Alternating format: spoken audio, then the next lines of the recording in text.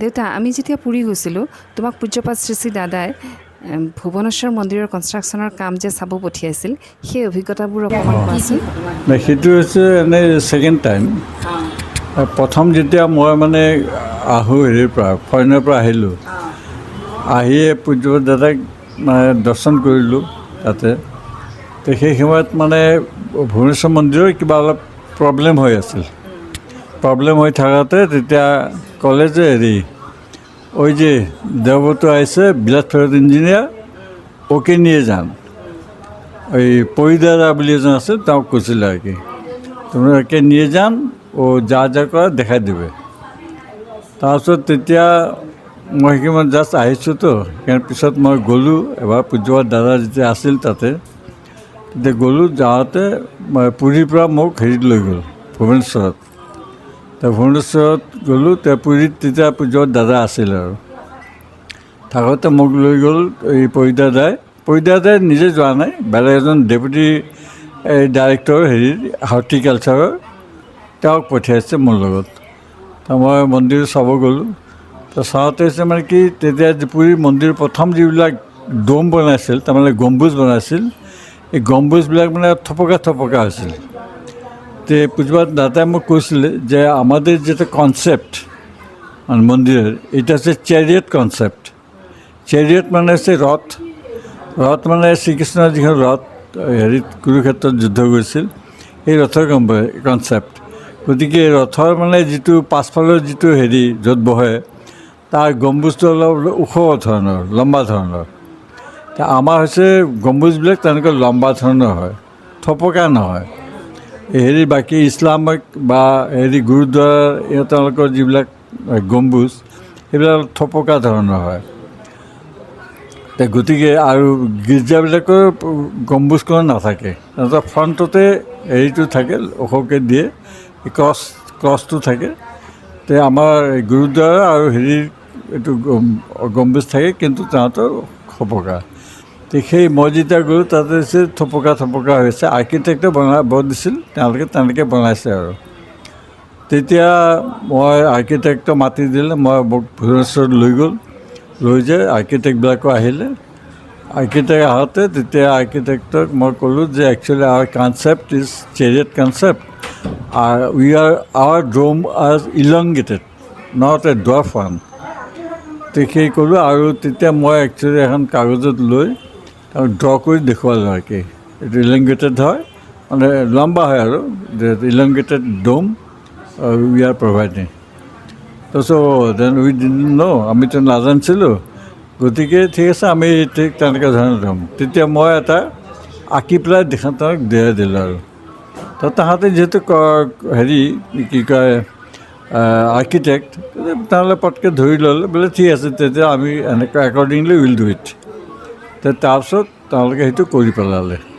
তো সেইবাৰ মই প্ৰথম গৈছোঁ, তাৰ কৰি অহাৰ পিছত এনেকৈ চালোঁ।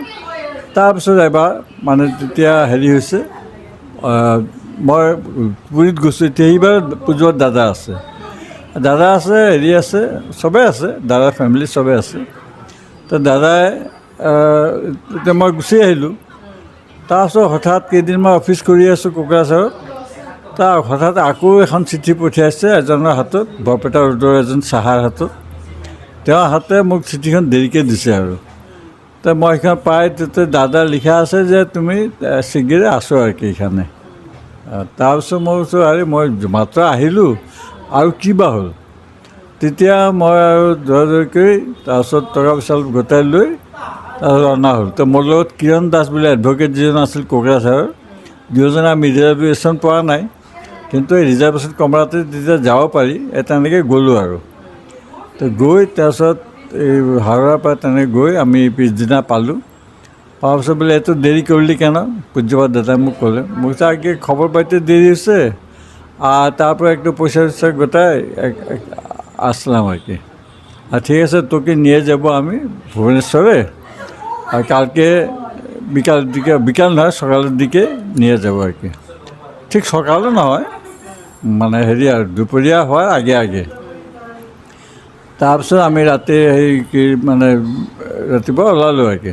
ওলাই তেওঁলোকে এখন গাড়ীত গ'ল আৰু আমাৰ কাৰণে এখন গাড়ী দিলে, দি সেই তেনেকৈ গাড়ী লৈ আমি ভুৱনেশ্বৰত গ'লোঁ। এই 1.5 ঘণ্টামানৰ ভিতৰত পাই গ'লোঁ। পাই গৈ তাৰপিছত তেতিয়া তেওঁ মোক লৈ আহিলে মন্দিৰৰ ফ্ৰণ্টৰ ফালে। আহোঁতে ক'লে যে এইখানে দেখটো কি অসুবিধা হৈছে। তো মই চালোঁ, চাই দেখোঁ যে তাত এমব্লেম যিটো আমাৰ লগো যিটো আছে, এই লগোটো তাত বহোৱা নাই। আৰ্কিটেক্টে কৈছেতো, তেওঁলোকে নাজানে এইটো বা কৈ দিয়া হোৱা নাই। তাৰপিছত তেতিয়া মই ক'লোঁ যে আগে অন্যতো সবই ঠিক আছে, কিন্তু লগোটা বা এই এমব্লেম যিটো আমাদের এইটা ওইখানে নাই আর কি। তা আমিও তো তাই বলি, পুজোর দাদা ক'লে, আমিও তাই বলি, কিন্তু এরা মানতেছে না। তাৰপিছত শোন, তুই আমি কাগজপত্ৰ আমি ব্যবস্থা কৰে দিব, তুই কৰ, ড্ৰয়িংটা কৰে দে।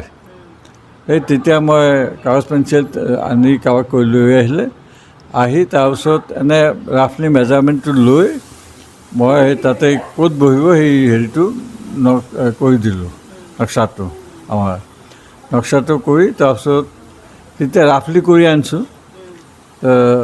আকৌ তাৰপিছত যেতিয়া আমি গ'লোঁ, পুৰীত গ'লোঁ, ঘূৰি পেলাই হোটেলত বহি স্কেল লৈ সেইখন সুন্দৰকৈ আঁকি দি দিলোঁ আৰু। তাত দি দিয়াৰ পিছত দাদাই ক'লে হা ঠিক আছে এখন, সেই তাতে ৰাখিলে। তাৰপিছত সেইটো বোলে বনাওঁতে আকৌ অলপমান 2 ফুটমান সৰু কৰিলে একবাৰ। দাদাই কয় এতিয়াতো ড্ৰয়িঙেৰ থেকে একটু ছোটো মনে হয়।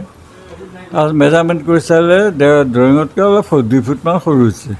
তাৰপিছত আকৌ সেই ভাঙি টাঙি এইটো ৰিপেয়াৰ কৰিলে, ৰিপেয়াৰ কৰি সিবাৰ সুন্দৰ হৈ গ'ল। ইতিমধ্যে বোধহয় উদ্বোধনো হৈ গ'ল নেকি। তাৰপিছত তেতিয়া মই যেতিয়া উদ্বোধনটো হৈ গ'ল, উদ্বোধনতো আমি যাব পৰা নাই, হৈ গ'ল। তাৰপিছত গ'লোঁ পুৰীত, আকৌ গ'লোঁ এবাৰ, 3rd টাইম এইবাৰ।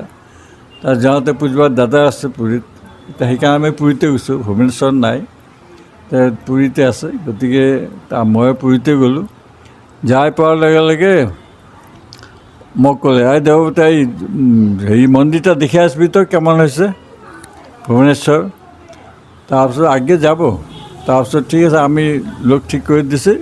এই কোনোবা এজন তেনেকুৱা এগ্ৰিকালচাৰৰ মানুহ, এই মানুহটো তেওঁৰ লগত ঠিক কৰি দিলে, মোক লৈ গ'ল আৰু।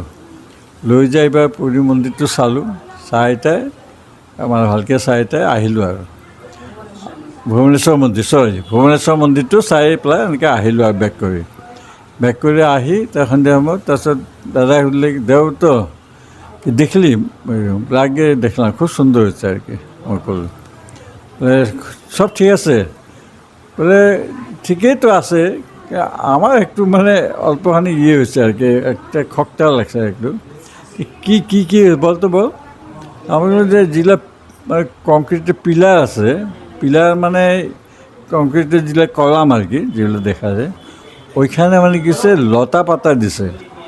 এই পিলারের চতুর্দিকে লতা দিছে, তারপরে ওখানে পাতাও দিছে, ফুলও দিছে, লাল লাল ফুল এরকম অনেকে দিছে আর কি। মানে আমার এই জিনিসটাও তো ভালো লাগে না আর কি। তাই নাকি, এটা তো আমি দিছি তো এটা। মই কিন্তু তাই নাকি, তাহলে তো আমার দেখার হয়তো কিছু গণ্ডগোল হয়েছে না, তাহলে ঠিকই আছে। মানে আমার আপনি জিজ্ঞাসা করছে এই জন্য বললাম আর কি, আমার তাই যদি আছে ঠিক আছে হবে। তা এইবুলি মই তাৰপিছত পিছদিনাতো মই গুচি আহিলোঁ। অহাৰ পিছত ইফালে বৰদাৰ তাতে হ'ল, দেহান্ত হৈ গ'ল, মানে মহাপ্ৰয়াণ হৈ গ'ল। বৰদাৰ হোৱাতে তাতে কাৰ্যটো কৰি শ্ৰাদ্ধটো দেওঘৰত কৰিব, গতিকে দেওঘৰত চবেই গুচি গৈছে। আৰু আমিও সেই শ্ৰাদ্ধৰ কাৰণে গৈছোঁ দেওঘৰত। দেওঘৰত তাতে গৈ আছোঁ ফ্ৰণ্ট অফিচৰ ফালে, এনেতে মানে পাছফালে মাতি আছে মোক, এই কি কয় সেনাপতি দা, এই হৃষিকেশ সেনাপতি। তেওঁ পাছত তেওঁ তেতিয়া ইনচাৰ্জ হৈ আছিল মন্দিৰৰ, এতিয়াও বোধহয় ইনচাৰ্জ নাই কি এনেকুৱা। তো তেওঁ বোলে শৰ্মাদা মোকতো কোনে মাতে। তাৰ মই ঘূৰি চাওঁ যে হৃষিকেশ সেনাপতি। হৃষিকেশ আগে কি হলো, মানে বলে না শোনেন ওই যে আপনার যে খাম্বাগুলো লতা পাতা সব উঠাই দেওয়া হয়েছে। মোক সর্বনাশ করছেন, এটা কেন উঠেছেন? এটা তো পূজ্যবাদ দাদাই দিছে না, বা দাদাই কোথায় দিছে। মানে দাদা আমাদের বলছে যে ওই দেবব্রতের পছন্দ হয় না, এই ইলা উঠাই দাও, লতা পাতা উঠাই দাও, অন্য শিরা মতন কিছু অন্য কাজ করবো। তেতিয়া আমরা ওইটা উঠাই দিয়ে মানে শিরার মতন করে এরকমকে লম্বা লম্বা লম্বা লম্বা করে দিয়েছে। এখন সবাই বলছে যে খুব সুন্দর হয়েছে আর কি। বলছি আমি বলছি যে দাদা পছন্দ, না না দাদারও হয়তো পছন্দ হয় না, ওই জন্য আপনার কথা বলছে যে এরকম দেবতা পছন্দ হয় না, এটা উঠাই দিতে লাগবে। তো এই জন্য আমরা উঠাই দিচ্ছি, এখন খুব সুন্দর হয়েছে আর কি। এই তিনবারে যোৱা মানে প্ৰথমবাৰ গ'লোঁ গম্বুজবিলাক হেৰি আছিল, দ্বিতীয়বাৰ গ'লোঁ এই হেৰিটো নাই, এম্বলেমটো নাই, সেই এম্বলেমটো ঠিক কৰা। তৃতীয়বাৰ যিবিলাক গ'লোঁ সেইবাৰ মোক পঠিয়ালে, এইবাৰ আকৌ এই লতা পাতাটো উঠালে। এনেকৈ তিনিবাৰে ঠাকুৰৰ দয়াত এই যিখিনি আছে পৰিৱৰ্তনখিনি তাতে এতিয়া সুন্দৰভাৱে হৈ গৈছে আৰু কি। তো এইটোৱে মই ভুৱনেশ্বৰত মানে যোৱা হয় মন্দিৰলৈ কানেকশ্যন। তো হ'ব আৰু